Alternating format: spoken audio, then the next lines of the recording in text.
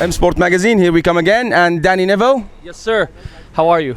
Very good, very good. I hope I didn't damage your car today. No.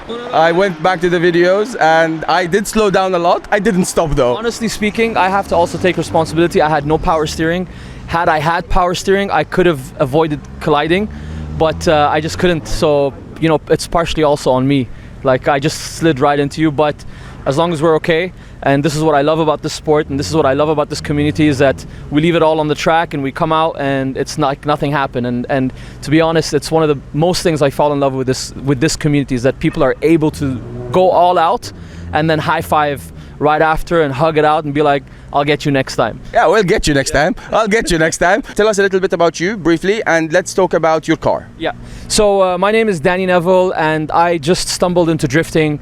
My profession, my life is DJing and entertainment. And I always say one of the main reasons I actually fell in love with drifting is the entertainment element. It reminds me a lot of DJing, being on stage. Again, going back to, not that I'm disrespecting any other disciplines or any other motorsports, but as drifting, it's all about the crowd. It's all about the show. Like you said, whether we crash or not, I feel like our natural reaction is, did the crowd have fun? Mm-hmm. Before it's like, are you okay or am I okay? We look at the crowd and we put our hands up. So we all have this in us, and I think that was the attraction, the entertainment element. Is like, we did our best to please the crowd. So my love for the sport comes from that. I'm part of a team, Lunatics by Nature, with my teammates and my brothers, Khalifa and Sultan. We've grown into a family unit, and the team behind it, Hassan and the mechanics, and it's just become such a nice unit. And again, thanks to the community around us that helps us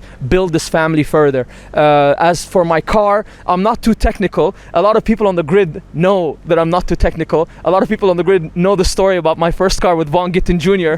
when he was like, yeah, so point out the radiator. And I was like, so what's that? So I'm not too technical with cars. But I do know, just for show-off reasons, that I'm running an LS3 turbocharged. It's a brand new setup. This was my second time driving on that setup. A small turbo on it. I'm running the typical Wisefab 5-speed sequential. I don't want to say any more so I don't sound like an idiot.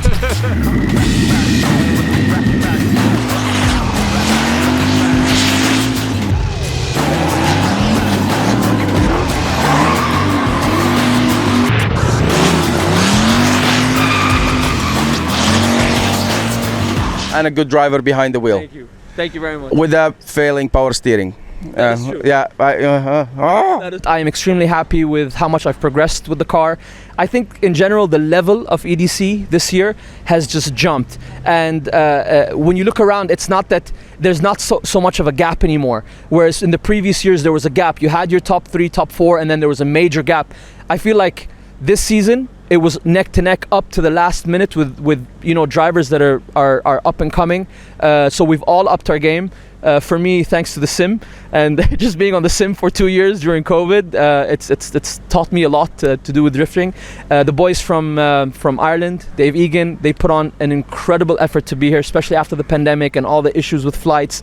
For them to be out here and supporting us, I have to give credit to Yusuf too. A lot of people don't know what Yusuf does behind the scene, but you know what we're all doing behind the scenes and how much we're contributing. And I feel like we've all taken EDC under our wing, and we've all made it a point to grow it into one day being a great championship. And there's one thing David was saying the other day, is that with all due respect, we're not looking to bring in drivers from outside. We're not looking for that. We're looking to export drivers, and that's what we're doing. We're making stars from within the country, from within the region, and we want them to go out and represent us. And it makes me very proud to be part of that ecosystem.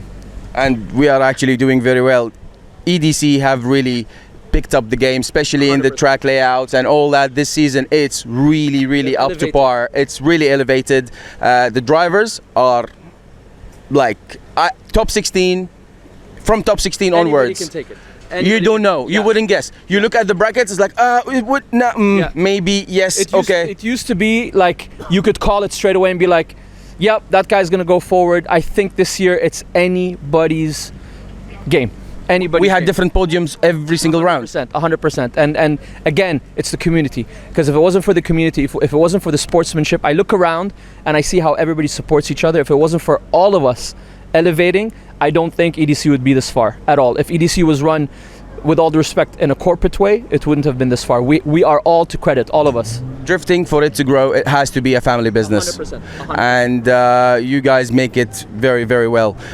Any last words for the Swedish crowd? No, just I hope I see you guys, whether I'm DJing or drifting. I hope I see you guys this year. It's been what's Gatesville Mantorp. Gateville? That's the one. Mantorp. Mantorp. Did I say that right? Please don't slaughter me on social media. I'm trying, but I hope so. It's been 2 years that I haven't been to Europe. I hope so this year I'll sign the deal and be on tour, and part of my dream is to come and DJ in Sweden. So I'll see you guys. Send emails, write comments, tag him, and send pictures and stuff. Just Done. kill his Instagram. Make it happen. Make it happen. I love you guys, and just keep praying that the world gets better and the world stays open and we get to hang out. Thank you, Dany. Thank you very much for your time. Great words by Dany Neville, ladies and gentlemen.